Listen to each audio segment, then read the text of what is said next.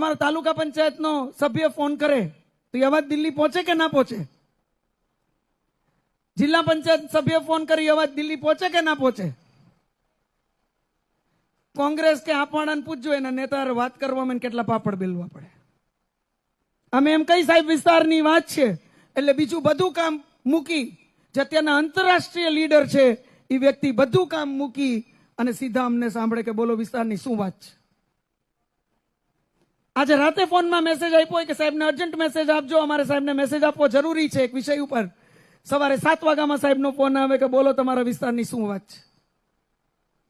અરે આવા પ્રધાનમંત્રી ના ભૂતો ના ભવિષ્ય દેશને કોઈ દિવસ નહીં મળે, જે 24/7 આ રાષ્ટ્રને સમર્પિત છે, આ રાષ્ટ્રને હિત માટે કામ કરે છે. ભૂતકાળની અંદર ઘણા બધા ફોટા છે.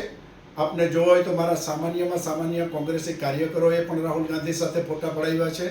અને હવે હું સાંસદને વિક્રમ મેડમ ચેલેન્જ આપે છે કે નામ તમે નક્કી કરો. તમે જે ચેલેન્જ આપી છે ને 48 કલાકની અંદર, હું તો 24 કલાકની અંદર આપની ચેલેન્જ ઉપાડું છું, આપ 48 કલાકમાં મને જવાબ આપજો.